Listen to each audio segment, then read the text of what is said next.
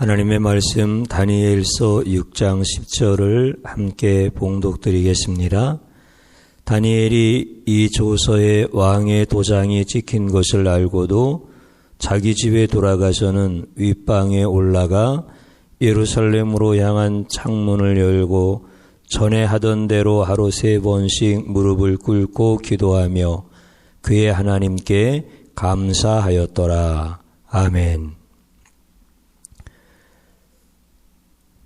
성도님들 가정 위에 하나님께서 항상 위로와 평안을 주시기를 축복합니다. 다니엘을 시기하는 사람이 많았습니다. 왜냐하면 포로가 총리가 되었기 때문이지요.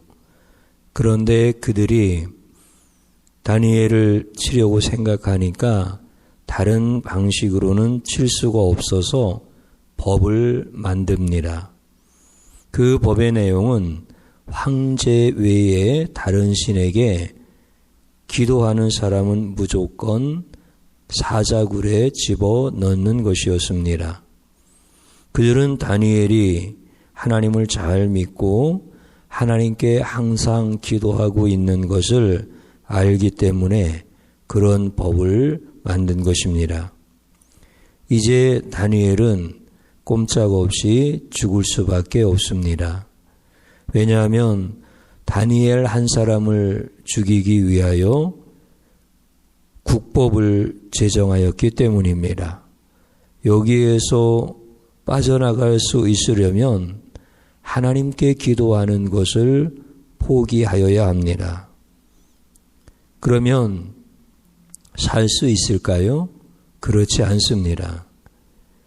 만약 하나님께 기도하는 것을 포기한다면 그들은 변질된 신앙인으로서 총리의 직책을 충성스럽게 수행할 수 없다고 온갖 모함을 하여 왕의 신임을 얻지 못하게 하고 결국은 그들의 시기심에 다니엘의 모든 인생은 끝이 날 것입니다.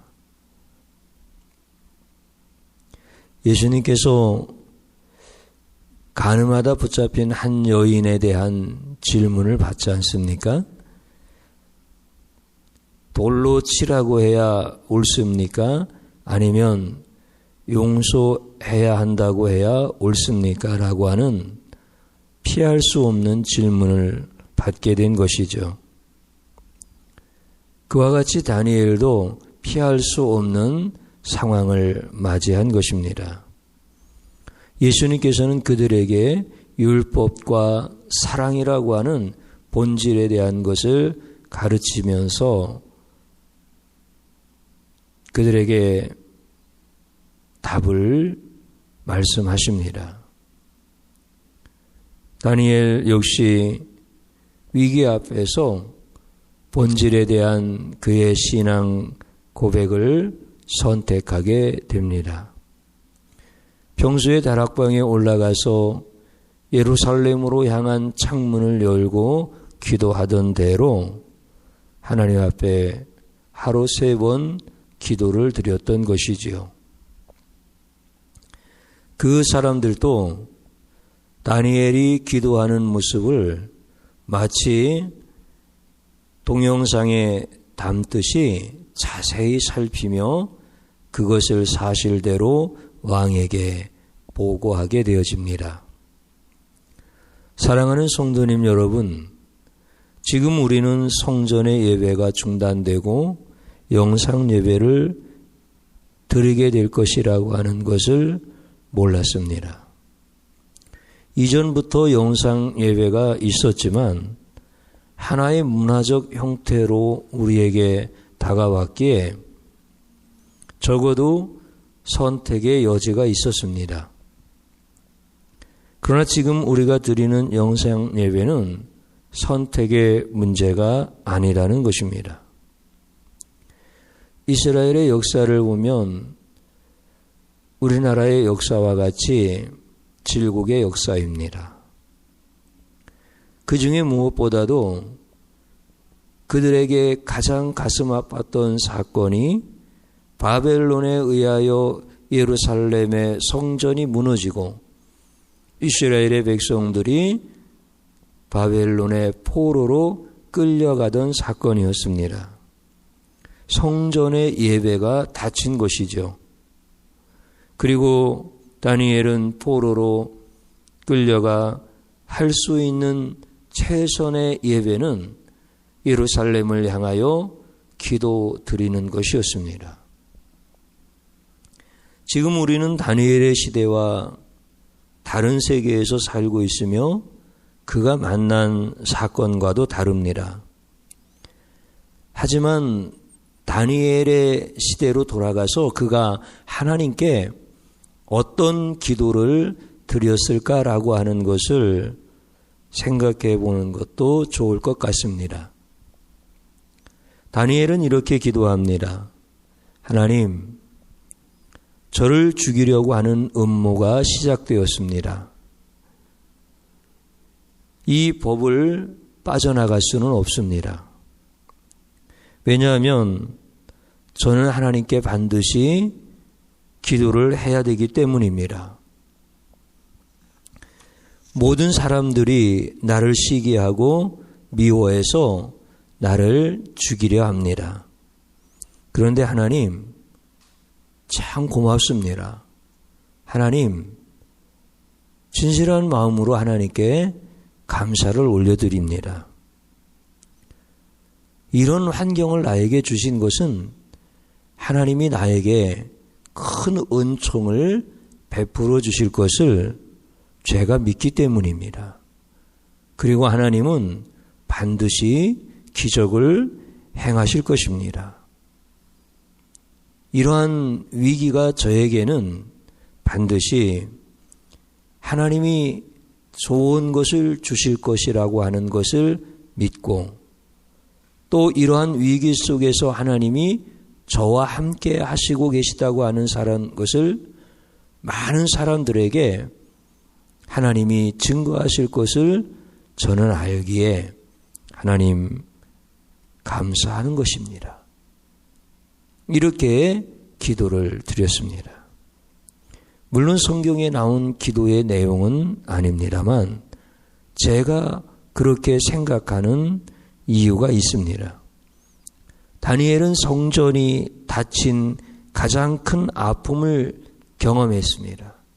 그리고 바벨론의 포로로 끌려갔던 하나님의 백성들은 울면서 그발 강가에 모여듭니다. 또 그들은 물을 깃고 장작을 패는 삶의 현장에서 또 사력을 다하여 기도하는 골방에서 살아계신 하나님의 임재를 경험하였습니다. 하나님은 닫힌 예루살렘 성전에 갇혀 계신 분이 아니라 그들을 따라가셔서 그들의 삶의 자리에서 그들을 만나 주셨던 것입니다. 더 정확하게는 그 백성들보다 먼저 그곳에 가셨던 분이 하나님이십니다. 아픔과 환난의 자리에 하나님이 먼저 가셨다고 하니까 말도 안 되는 것 같지만 사실입니다. 예루살렘 성전의 문을 닫으신 분도 하나님이시고 바벨론 포로를 허락하신 분도 하나님이시며 70년이 되면 다시 돌아오게 하실 분도 하나님이시다라고 하는 것이죠. 다니엘은 국법을 어긴 자가 되어 사자굴에 던져집니다. 그러나 하나님이 천사들을 보내어 사자들의 입을 막으시고 다니엘을 꺼내십니다. 그리고 그들을 밀고 했던 법을 제정한 사람들을 사자굴에 던져져 그 사악한 무리들이 다 죽게 되어집니다.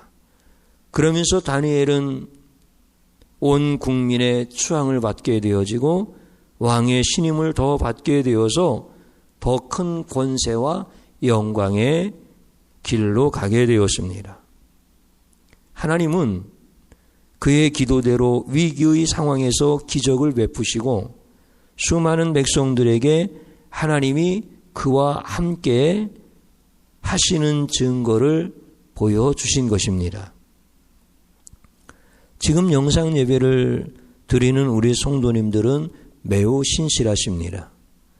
예루살렘 성전의 회복을 꿈꾸던 다니엘처럼 예배의 회복을 기다리는 우리의 성도님들을 축복합니다. 하나님은 인생의 가장 절망적인 순간에도 우리와 함께 하시는 분이십니다.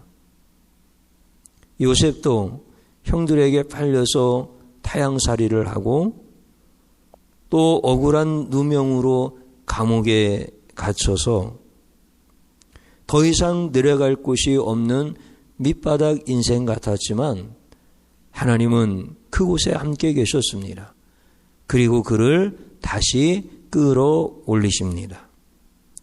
요셉이나 다니엘 같은 신실한 신앙인들을 보면서 공통점이 하나 있는 것을 발견합니다.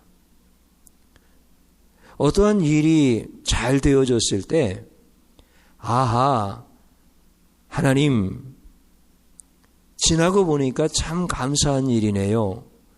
이렇게 고백하지 아니하고 그들에게 주어진 가장 어려운 그 상황 속에서 잘 되게 하실 것을 믿고 하나님 앞에 감사를 드리더라는 것입니다. 이것이 보통 사람들과 다른 차이점입니다. 하나님께서 반드시 잘 되게 하실 것을 믿는다면 오늘 우리는 성전의 예배가 닫히고 또 우리의 삶은 너무나 힘겹고 수고하여도 얻을 것이 없는 그런 현장일지라도 하나님 앞에 감사할 수 있을 것입니다. 저는 이제 하나님께서 온전한 예배의 회복을 주실 때가 있을 것을 분명히 믿습니다. 그런데 그보다 더 제가 중요하게 여기는 것은 이 성전의 예배의 회복을 꿈꾸면서 기다리던 성도님들이 돌아오셨을 때 저는 지금도 신실하신 우리 성도님들이지만 너무나 아름다운 신앙의 모습을 하고 이곳에서 함께 예배 드릴 것을 생각하면서 감사하는 것입니다. 그래서 지금 이 시간 저는 하나님 앞에 진실한 감사의 고백을 드리고 또 하나님께서 주실 미래의 일들을 생각하면 굉장히 마음에 흥분된 모습을 가지고 여러분들에게 하나님의 말씀을 생명의 메시지로 축복의 메시지로 의심하지 아니하고 전하고 있는 것입니다. 사랑하는 성도님 여러분, 하나님께서 어떤 상황을 주셨어도 하나님은 여러분들을 사랑하십니다. 그리고 다니엘처럼 큰 기적을 반드시 베풀어 주십니다. 이 사실을 믿으시기를 바랍니다. 그리고 오늘 이 밤에 여러분들께서 기도하는 자리로 돌아가시기를 주님의 이름으로 축복합니다.